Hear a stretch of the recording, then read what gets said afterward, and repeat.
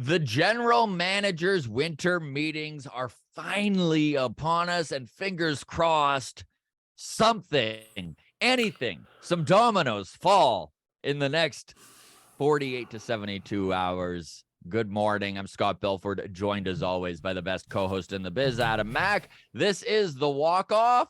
I think that everyone's sentiment in Blue Jays land is summed up pretty well here by our Discord member, R. Henry 896 HWDSB.on.ca. Listen, guys in Discord, can we stop with this? Can you just be R. Henry? You just But anyways, he sums it up beautifully. He says, please, Jays, please do something today. Please, please. Maybe. You think this is the time, right? It feels like this is a culmination of moves that are going to happen over the week. You know, like that everything that has happened before this has led up to some things going on while all the general managers meet in one place. You know what I think is going to happen? And we'll get Nothing. into this. No. Lots will happen, but it will be nothing for the Blue Jays. It will be the pieces that need to happen before we can make our moves. And that is probably what will go on. We are going to get into all sorts of Blue Jays rumors. They are in on a few very big pieces, supposedly, right? Huge show. So let's start with the fact that Bryan Reynolds, center fielder for the Pittsburgh Pirates, asks for a trade, which of course piqued every Blue Jays fan's interest when that news dropped. We'll talk that. Sean Murphy, catcher with the Oakland Athletics, appears to be on the move, which will literally set the catching trade market. Something that the Blue Jays are involved heavily in. We'll talk that. Fred McGriff, finally, after way too long, gets the call to the Hall of Fame. We'll touch on that. Aaron Judge looks poised for a 9-year contract. So, wow. We'll talk that and where he's at in his negotiations. Justin Verlander, the big pitching domino remaining, looks ready to fall shortly.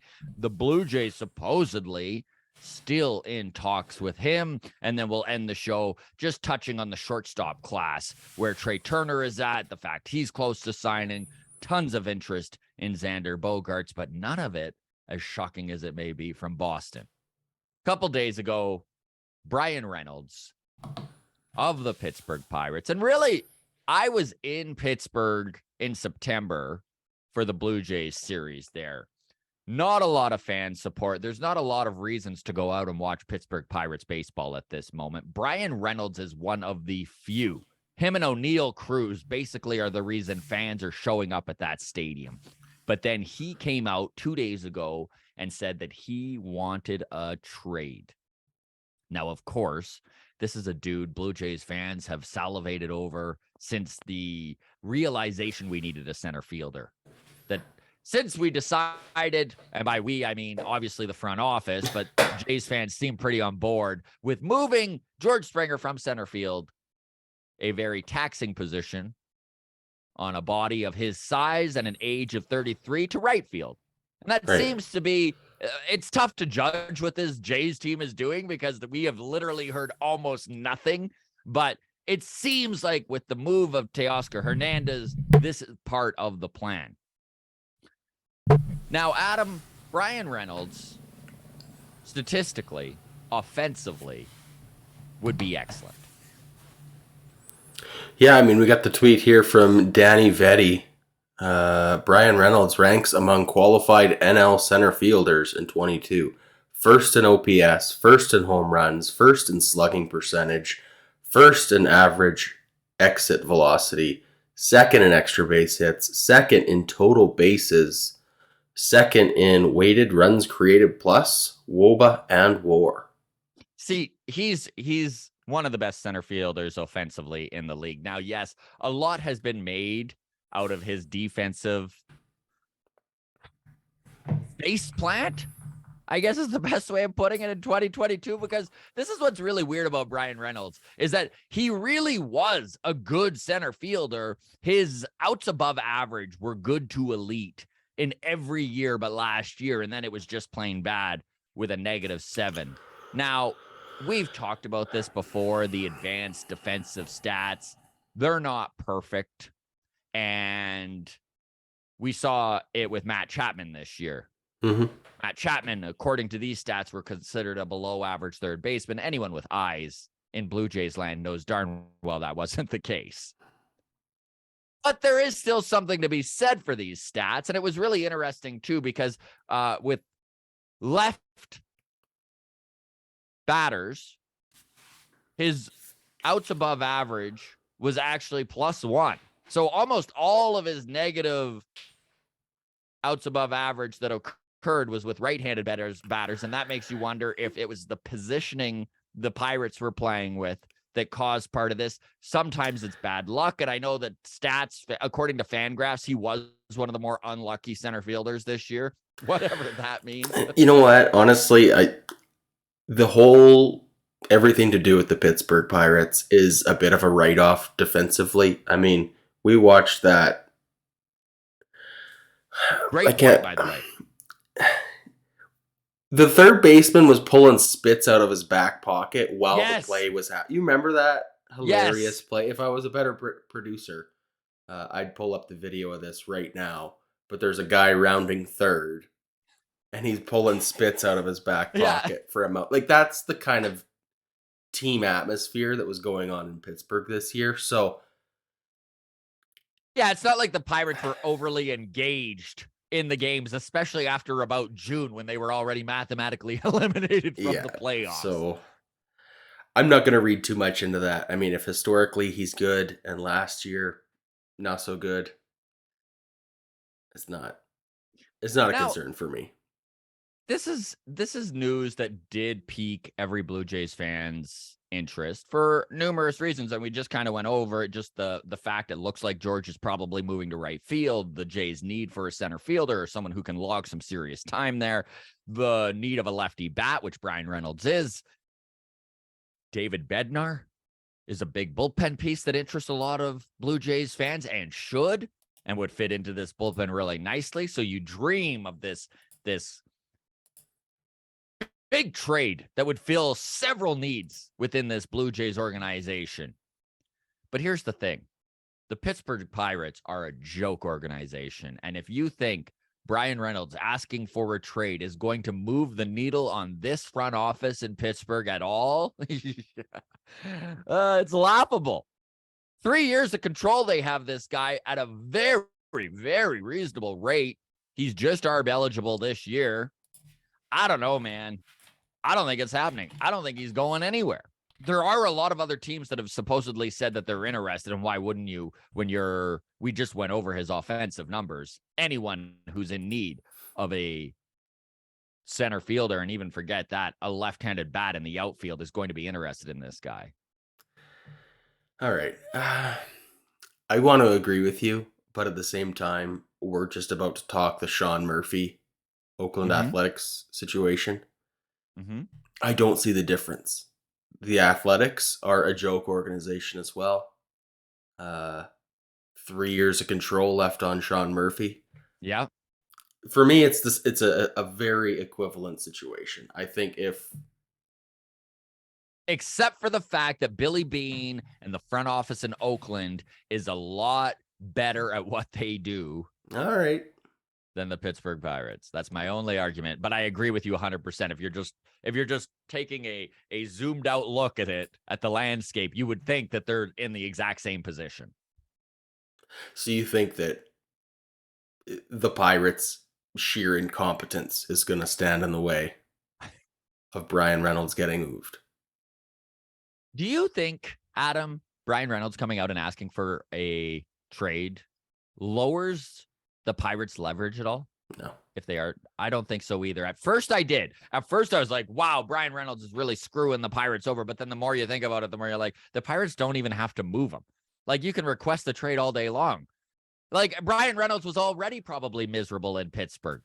Yeah, like that's kind of where I come down is I'm kind of I'm over reading into a team having leverage or not. Yeah. Like he's got 3 years left. It's not like it's a walk year where he's like, I'm gonna sit out this season. Like he's not sitting out for 3 freaking seasons. Hmm. Right. So yeah, they don't have to move him. He's gonna hurt No. himself more than anything if he starts eating spits mid play. Uh Brian Reynolds is gonna have to play his face off for his own contract's sake. Um yeah. I don't think there's a leverage situation. I think that the Pirates should move him. I think anybody who was interested before is just maybe more interested now. I would have to agree with that. And I think Jays fans maybe need to cool their jets a little bit because there is some major interest in Reynolds. And the Pittsburgh Pirates have two very viable young catching prospects coming up the ranks right now. Now, the Blue Jays' biggest area of strength, and we've talked about this freaking ad nauseum, right? Like we bring this up every time we hit record, is most likely a catching trade that's going to bolster any area of need the Blue Jays do through trade. Not necessarily. I'm not saying the Blue Jays can't get a deal done without including a catcher. I think they would be able to pull it off. However, are they prepared to move a Ricky Tiedemann? I don't think they are. So if you're going to try and get a Brian Reynolds with prospects, I don't know if it's doable. Now, maybe you Well, can put in a Santiago Espinal, but even how much value does Espinal have outside of the fact he plays a good second base defensively, is an average hitter, and would fit in really nicely and affordably in that Pirates? Like there is value there. I'm not saying there's not value, but you know what I mean, right? He's not Brian Reynolds. He's yeah, I'm just having a hard time understanding the direction of the Pittsburgh Pirates, where they want to go. And that's got to be frustrating as a Pittsburgh fan. yes. Um, but no, I think as it stands right now, I don't know if anybody was calling Pittsburgh inquiring about Brian Reynolds before this. Especially after they came out and said they have no interest in moving him, right? Like there was interest in Reynolds, I think at the trade deadline last year, but Sherrington made it very clear that he wasn't interested in moving on from Brian Reynolds unless he was completely blown away. And I think he held firm on that. And I think Mhm. it just got around other organizations. And now you're right. Reynolds comes out and requests a trade. All of a sudden, that phone's going off the hook again, right? So yeah, I would say as far as leverage goes, it's it's a buyer's market, not a buyer's market. It's supply and demand, right? Yes. Affects the value, and if nobody thought Reynolds was available, then the demand would be zero. All of a Yes. sudden, everybody knows that he's available, or at least s- self-imposed requests to be available. So Mm-hmm. there's gonna be 10 plus teams now who are calling up or meeting and rubbing elbows at the water cooler on Brian Reynolds. So I would say the value's going up as far as the trade goes. I think that's good for Pittsburgh, but I don't know what they want in return. I would say probably prospects, something cheap that they can put on the Yes. field that fans are going to be somewhat excited about. Mm-hmm. I am so grateful to be a Toronto Blue Jays fan when you look at the mess the Pirates are in. And I know that was one thing that really stood out. I had a blast in Pittsburgh, and most Blue Jays fans did. And we really did commandeer that PNC Park when that Blue Jays series happened. It was 50-50. And by far, I mean, all the Canadians were there on a weekend vacation, right? So it was a much louder crowd for the Jays because everyone was drunk and having a good time and they were winning, right? But man, Pirates fans, that was one thing that really stood out to me, and I can't think of a better word than downtrodden. Just no hope. They had no hope in their management. They had no hope in their ownership. They just didn't feel like this team, no matter what's going on. And I know I was talking with one gentleman who brought up O'Neal Cruz and was like, he's like, I don't even have faith that they're going to be able to develop him properly. So the fans have no faith in their development ability, no faith in their ability to keep players, no faith in the front office. Like, man, no wonders that stadium's empty. O'Neal Cruz is going to be a freak athlete in this sport. I'm not worried about his development. I would be frustrated as a Pirates fan that they are not going to put any sort of competitive team around him, and that they are going to squander his years until he goes. Yeah, just frustrating for sure. But I mean, honestly, if O'Neal Cruz came out tomorrow and said, I would like to be traded too, please, like, package me and Reynolds together, I wouldn't be surprised. But that's a rough really spot too to be bad. We'll move on here. We don't want to talk how terrible the Pirates are too much here, but it is too bad that this is the position they're in, because it's a beautiful park, and Pittsburgh is a surprisingly pretty city. The park is right in the downtown on the river. Like, the market could boom there, but they're just going about it all wrong. You know, it's what happens when you penny pinch for decades. Sean Murphy of the Oakland Athletics, without a doubt, is the most sought after catcher in the trade market. Outside maybe Alejandro Kirk. You could argue that they're 1-2, depending on where you view their value. I think that they're right there neck and neck, and it depends on what organizations view. Sean Murphy has 1 year less of control than Alejandro Kirk. Offensively, Kirk is slightly above where Murphy is, and defensively, Murphy is slightly above where Kirk is. Depending on how the evaluation goes within an organization would depend on who you value the most, but multiple reports have come out that the A's are very, very close to moving Sean Murphy. And why does this interest us? Well, it's going to be a pretty darn good comparable as to what the Blue Jays can receive. Yeah. So the teams mentioned that are in on Murphy are, of course, all the teams we've already heard tied with the Blue Jays, right? Any team that needs a catcher. So the Cardinals, the Rays, the Guardians, and the Red Sox seem to be the finalists. The dream... Go ahead. I was just going to say, do any of these teams surprise you? Not really. Maybe the Rays a little bit, but not even there, because if the Rays decide... The Rays are such a pitching factory, and this is my dream. The Rays get Sean Murphy. Now, of course, that would be a thorn in our side as Blue Jays fans, because it's a pretty darn good catcher coming within the division. However... if the Rays wind up giving up a Springs or a major league ready starting pitcher, that sets the bar. Now we as Blue Jays fans can expect this front office, Shapiro and it's in my brain, gang. Shapiro and Atkins to go out and be able to get a starting pitcher, an area of need for this Toronto Blue Jays team. I'm surprised the Red Sox are on this list. We're going to talk about it at the end here when we talk shortstops. Why do you let... What are they doing? Why do you let Bogarts go and then go get Sean Murphy? Like, I don't know. It just...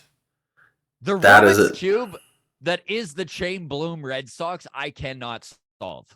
Like, I don't know. They go spend $140 million on Trevor Story, and then they let Bogarts leave. Hey, we'll touch on shortstops later. Let's focus on Sean Murphy for now. It's weird, man. I don't know. I think you have a good point, though, that what happens with Sean Murphy is going to set the market for the Blue Jays.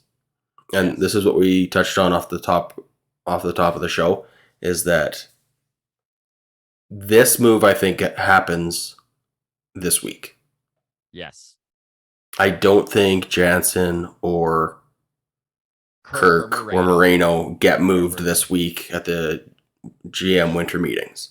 I do think Sean Murphy goes, and then I think that sets the tone for discussions on Blue Jays catchers uh, over the next month. And may actually decide which catcher the Blue Jays move, right? Like maybe that is one of the reasons why the Blue Jays front office is waiting on Sean Murphy, which was reported a month ago that the Jays may take this approach. Let Murphy fall where he falls, and then from there, they can decide which direction they would like to take with this three-headed monster catching Well, I mean, quagmire they have. Yeah. this is the thing is right now, like just looking at this list: Cardinals, Rays, Guardians, Red Sox. If all those teams need a catcher, and I'd say you could probably throw the Astros into the mix there too, even though they're not listed in this 100%. tweet, needing a good quality catcher. Even the Cubs you could put in there. There are teams out there that need a catcher. For sure. For sure. But once those big dominoes fall, right? Once Aaron Judge goes to the Giants, or once DeGrom goes to Texas, right? Yeah, For big DeGrom money. already went, yeah. All of a sudden, the price goes up on the guys that are left, right? Like Brandon Nimmo is going to get more money once Aaron Judge is off the books, right? Because the offers he's getting right now are not going to be as good when the Giants, the Dodgers, the Mets, the Yankees still all have their eyes set on Aaron Judge. But once those musical chairs start getting taken away, that's when the desperation comes, right? So that's probably going to work to the Blue Jays' best interest. Now, what does Sean Murphy get? Like, what does he get back in a haul? I would say maybe the Jays get more for Alejandro Kirk or Danny Jansen than Sean Murphy, sheerly out of panic. That's very true. Fear of being left out in the cold. That's very true. Now, especially when you're talking Alejandro Kirk, because he's a great comparable with Sean Murphy. I mean, they're very different catchers, by the way, but just the quality of the two are right up there, right? So I think it's going to be really interesting to see what happens. I really hope Major League ready pitching comes back in that Sean Murphy deal. I worry that it's going to be all top prospects, which is that's not what the Jays need. No. The Jays are so far past the rebuilding phase. Maybe in 2019, this is something that we could discuss. What kind of prospects would this team get by moving a guy like Kirk? But there's no need for the Blue Jays to move a catcher if they're not going to fill an area of need.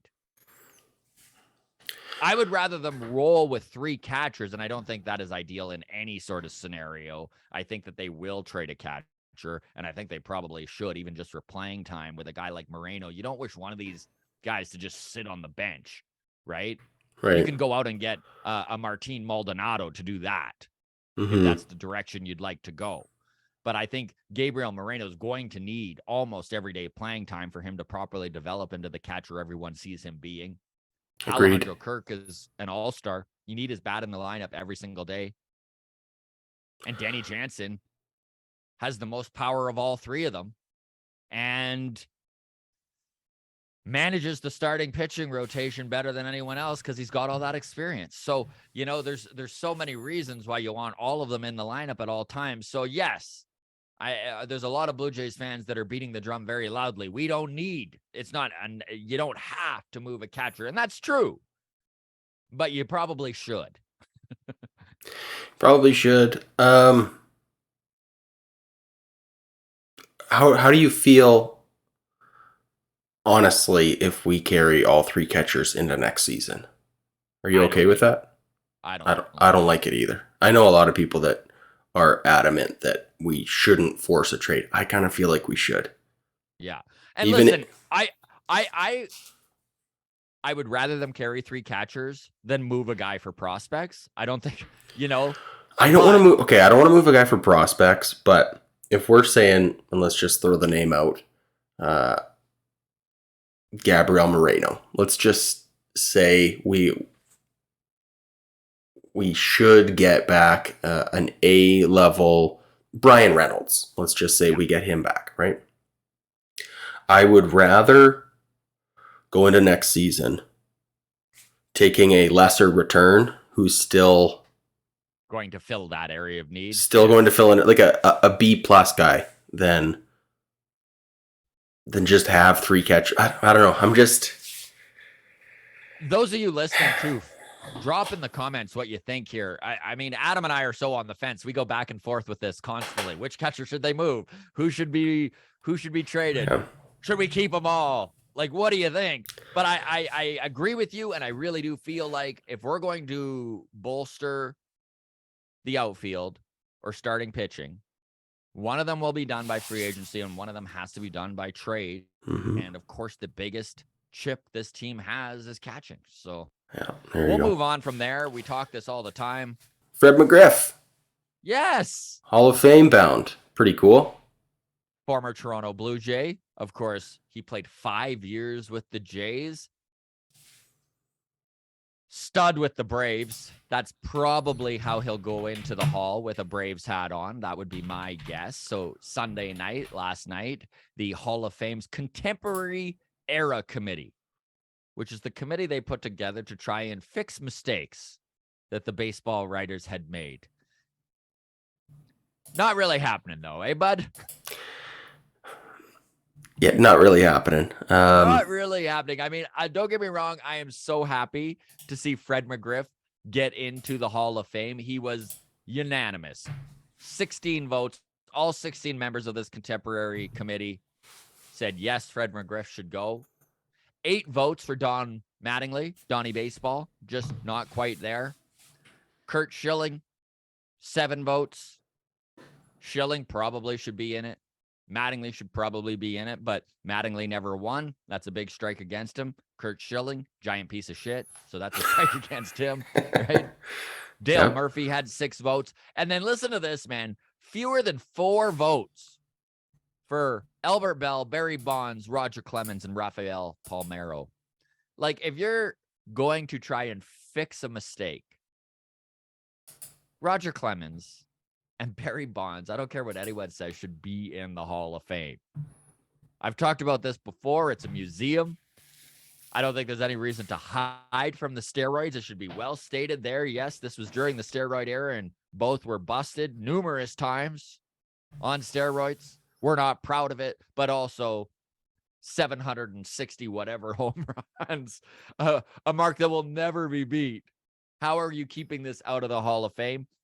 I thought that's one of the reasons why they had this contemporary era committee put together, was so that Barry Bonds actually was finally put into the Hall of Fame. And we don't need to dwell on this too much, but man, just so crazy that like Fred McGriff is the guy that they're like, yep, that was the mistake. Nothing else to talk about here. Moving on. Yeah, no, I mean, we don't have to spend too much time on it, but there's so many worse human beings in the Hall of Fame than Barry Bonds. I don't know. It's baseball is insane. This whole committee, Adam, was put together fair play, right? We gotta right our wrongs, and then the entire committee was kind of collusion, man. Like they were hand selected by the Hall of Fame. Yeah. To keep certain players out. Like they picked guys who were like, yeah, we're not voting Bonds. It's a bit of a self-fulfilling prophecy at that point, isn't it? Like, isn't it hilarious that sports writers are the moral arbiters of the Hall of Fame? Like, I don't get me wrong, I love sports writers. We have them on the show all the time. But I mean, they're going to be our moral compass for who should get into the Hall of Fame. Should there be a fan vote? Is that a thing? Or is that a bad idea? I don't know, man. I don't know. we could waste so much time trying to figure out how to fix the Hall of Fame. Nice coffee mug, by the way. Oh yeah, thanks, buddy. Um, Merch available soon, gang. We are there, working on there, it. there you go.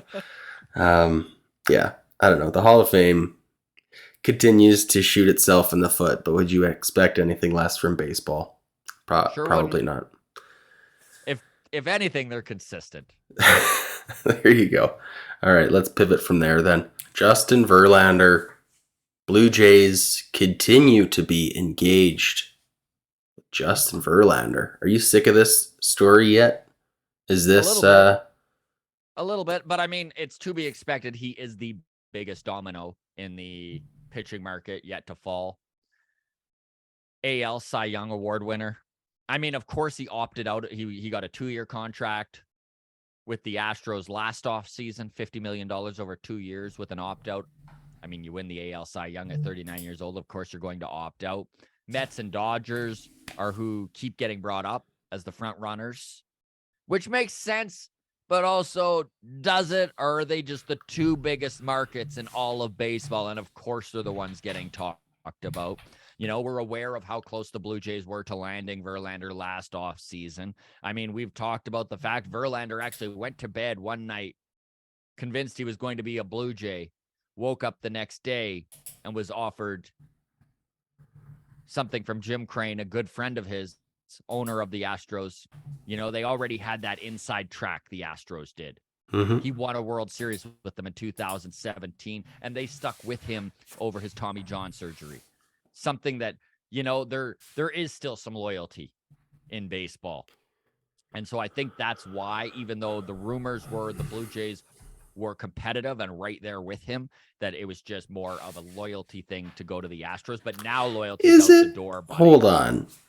Loyalty, I'm not sure I buy loyalty. I do buy familiarity Okay. and comfort Mm-hmm. and not having to move To a new country. to a new country, let alone a new state. Um, I would say that was probably a bigger factor. You know what? You Who am I to convinced me, Adam. speculate? But I'm gonna reel that loyalty word back in, and we'll go with familiarity. That's probably more the truth. However, does at Verlander have kids? yes. Like that's got to be a factor, Well, right? the rumors Not with relocating to a LA, new school. the reason why LA is so talked about, right, is Kate Upton, his wife, you Of know, course, actress. They want to supermodel. stick in LA, yeah, of course. So we'll see what happens though, because everyone's saying he wants the Max Scherzer deal. $130 million, 3 years. Risky endeavor for a 40-year-old. He turns 40 in February. So is he Nolan Ryan? Like, that is my question. Is this guy such a superhuman that at 43, you're still going to get value? I mean, who knows? I would have guessed that the Astros didn't get value out of that 50-year, $2 million or the 2-year, $50 million deal. At 38, I would have said that that's a bad move. Yeah, maybe. I guess what I don't like about this is this would put the Blue Jays right to the luxury tax, Yes, it would.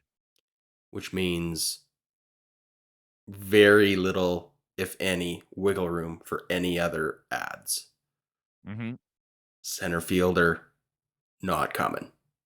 That is a Orelvis Martinez in the outfield at Yeah. that point, right? Like we're putting a rookie out there, or we're getting Kevin Biggio to be our full-time outfielder. For that Well, reason, I don't like it. I don't. obviously the front office is giving the lip service that they've got the money to do all sorts of things. But I think you are correct here. Adam nailed it with they'd be over the luxury tax for the first time in Blue Jays history. So you'd need to think that there wouldn't be a lot of wiggle room to fulfill other needs. Now, I'm not necessarily thinking that they go with Orelvis Martinez in the outfield, but I do think that any trade they make is going to be a very controllable, low financial stress on the team if that makes sense. You know what I mean? Like they would wind up going out there, maybe getting like a Lars Nootbaar might work, but there's risk with Nootbaar. We talked about the fact he's only played 166 games.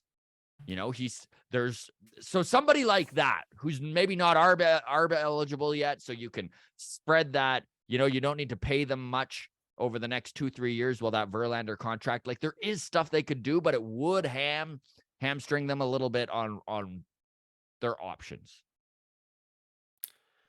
Yeah, I don't like it. I mean, I like it, but that money I think is better spent elsewhere. I think all Blue Jays fans are in the same boat where if they do win the Verlander sweepstakes, we'll put aside that. I'll forgive them. Yeah, I'll find a way. I'll find a way. Yeah. Find a way to still To enjoy stay happy the season. Yeah. But yeah. If you're making the decision, you're a no on Justin Verlander. 3 years, 130 million. Yeah, I think so. Are you now? What about 2 years, 90 million? Because I think 2 years, 90 million. I think I say yes. It's just for me comes down to the other moves we make. Yeah. I don't necessarily care about the longevity of the contract or whatever, but if whatever the deal is for Justin Verlander, if we are also adding a center fielder or we are also adding something else, I don't really care how it gets done. I just Yeah, I think I'm out. If that's all, if that's the only bullet we have to shoot. Jays fans watching right now would love to hear from you. Drop a comment below. Let us know what you think. Justin Verlander, are you prepared to go all in on the AL Cy Young Award winner at 40 years old? We see it in sports all the time. Look at Tom Brady, right? How many times were people like, bad move? Like, you don't want to, he's too old. He can't keep doing it, and he keeps doing it. They said the same thing about Nolan Ryan. Took him blowing his arm out at 47. You know, like, Yep. Who knows? There are super freaks out there. Is Justin Verlander a super freak? He's already pretty close to that category. Yeah. I mean, coming back from Tommy John at 39 and winning a Cy Young is pretty incredible. Never been done before. Maybe he is worth the risk. Aaron Judge. Buddy, this dude is going to break records. He's going to make more per year than any position player in baseball to this point. He's going to get a massive amount of years. And I think that it looks like it's 9 years or nothing. Everyone was talking 7 to 8 years. All the pundits seem to be in agreement that it's going to take that extra year, bringing him to age 39, to land Aaron Judge. It's already been stated that the Yankees offered him 8 years, $300 million. How much higher does this go is the question. This was really interesting too. Yankees reporter Brandon Cootie, and Adam will throw up the tweet here, but the tweet says, interesting theory from a few baseball people here last night. Around now is when Yankees could look to pressure Aaron Judge to make a decision, especially if they think the Giants are his only real other offer. Threat of them being all ready to move could leave him with just one option. A few things to unpack here. To pressure Aaron Judge seems like a mistake. Now, I understand why the Yankees would want to do that, because if they do lose out on Aaron Judge, you know darn well they're spending big on something else. They're probably in on one of the 4 shortstops. You know, if they've budgeted $300 million, gang, they're going to spend it somewhere. And they don't want to miss out on other free agents. You know, they don't want to miss out on their second option. Didn't they already pressure Aaron Judge last year? They lowballed him. Yeah. I think this is a bad play. I mean, pressuring a guy like Aaron Judge, this is how you wind up with a Kendrys Morales. Like, I'm not comparing Judge to Encarnacion, but we've watched as Blue Jays fans this attempt at the front office to pressure a player completely blow up in our face, right? Yeah, I mean, I think there's enough bad will there that an ultimatum isn't It's a going to bad work out for the no. Yankees. It's just not. So Aaron Judge, I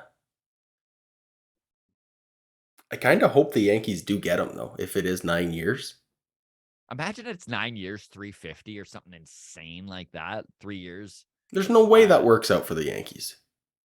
Not in the long run.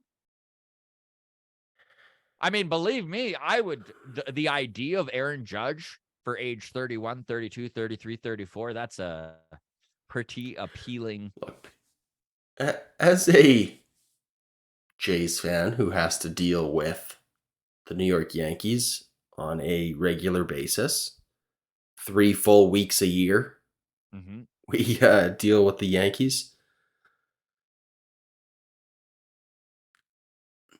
I guess I would be a little more concerned if Aaron Judge was this monster slugger who was playing in Pittsburgh. And now there was oh no, the Yankees are going to add Aaron Judge. Like, Mhm. worst case scenario, We're just the dealing with the Yankees from last year again. yeah, like it's not they haven't improved by retaining Judge. Like I think I'm more scared of a Yankees fan like of a Yankees team that loses Judge and adds Carlos Correa. Adam Mack with the devil you know argument. I love it. Yeah, devil you know. Well, I mean, Hey, I'm with you. I kind of agree, man. Like I feel that it's only going to blow up in the Yankees' face 5 years, 6 years from now if they do need to go all in on Judge. I respect what they would, the fact that they're prepared to go that big. That would be pretty eye opening. I'd also love to see him go to the Giants just for how much it would hurt all of the Yankees fans' feelings. that would be nice too. That would be nice too. I mean, let's be real. That was the best I guess I don't want to say best possible version of Aaron Judge, but pretty darn close to the Yeah. best possible version. He was healthy, he was on the field the entire season. He hit 62 bombs. They still didn't win a World Series with him. Adam, do you think it's safe to say that last year was his career year? I don't know if it's safe to say. Nothing's safe in sports, Yeah. but I would say the Okay, likelihood is yeah. let me reword that. If you're a betting man and it's your money, are you betting against Aaron Judge breaking last year's do you think last year was his career year? I do think that. Yeah. Yeah. I mean, he's getting older. I mean, this is the thing with a guy who just about wins the Triple Crown and hits 62 home runs. Even if he has a bad year next year, he's probably still hitting close to 40 and he's still going to be a behemoth Yeah. on the field.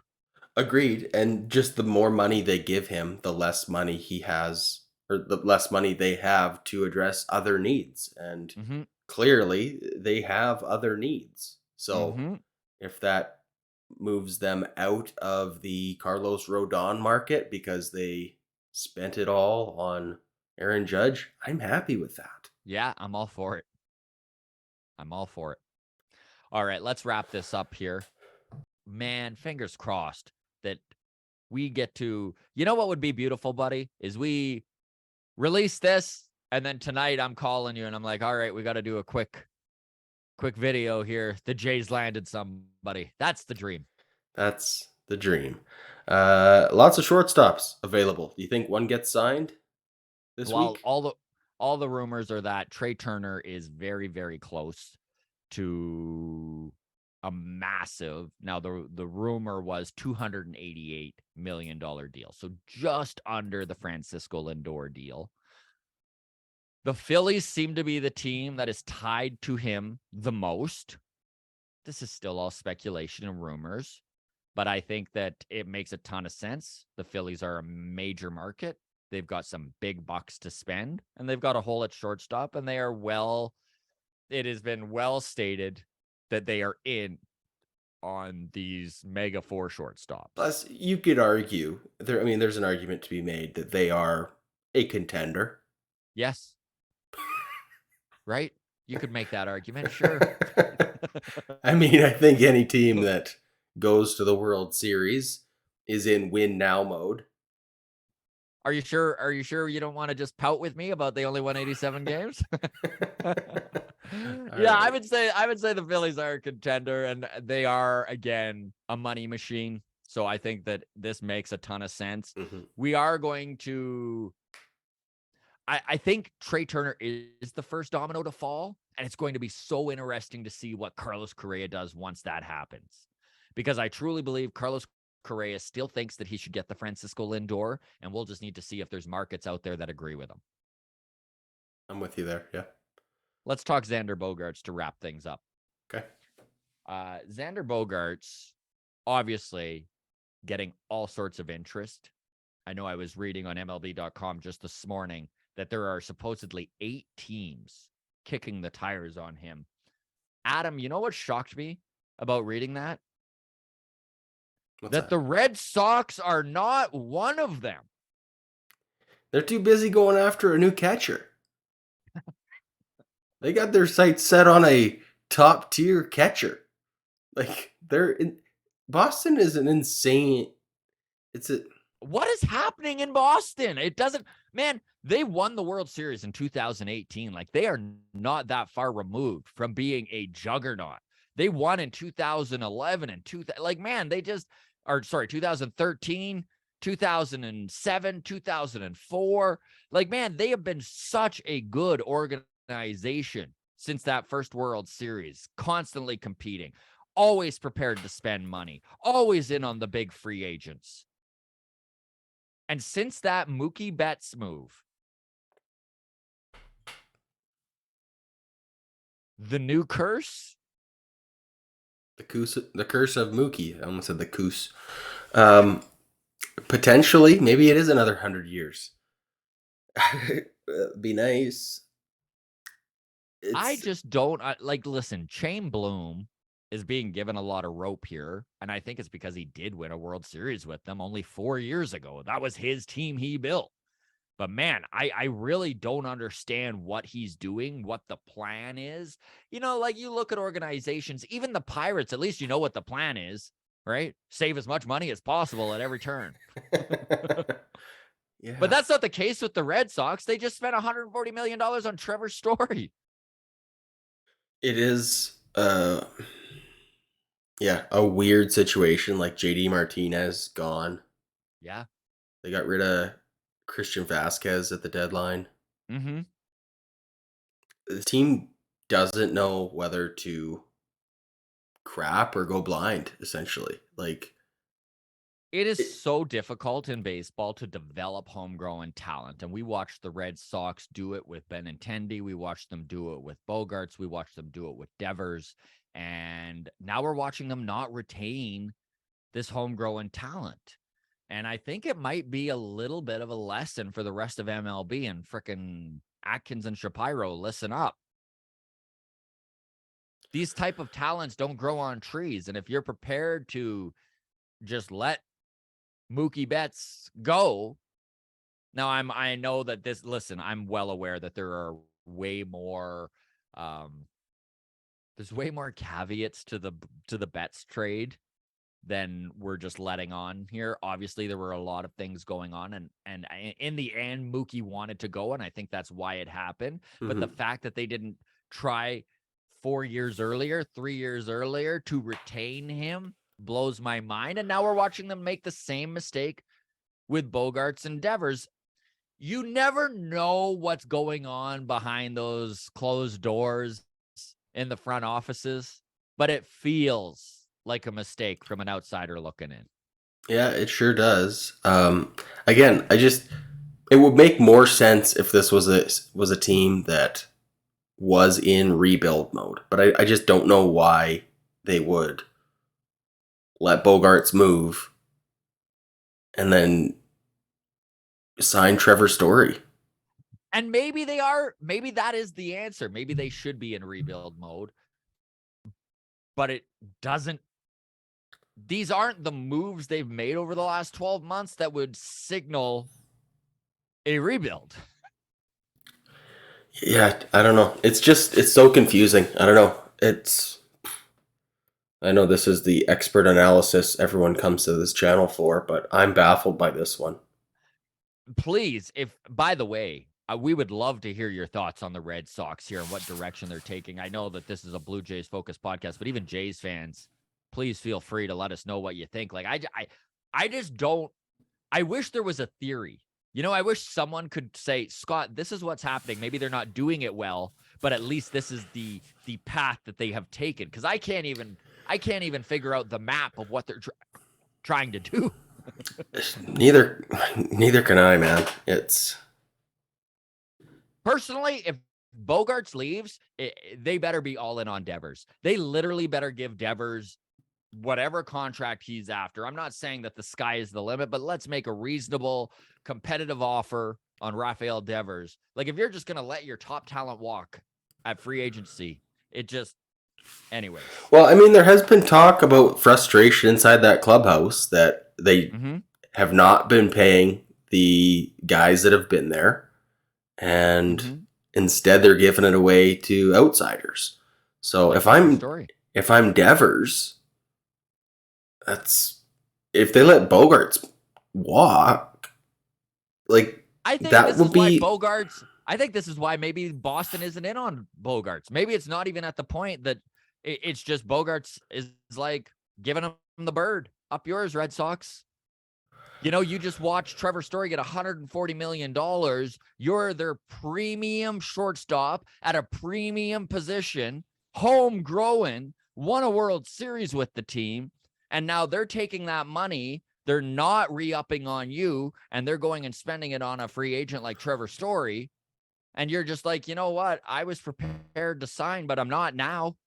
Like, these guys are humans, right? Like, I know it's all about the money, Adam. I'm aware, but also at the same time, if you're going to get the same amount of money in numerous places, we could name any, Okay, but if that is the, let's play that out. If that's the case, then why would Devers be any different? Like, if you just watched your best friend get, frustrated and walk, why would you want to stick around? I don't know. It's crazy. It's crazy. Like, again, I'm baffled by this.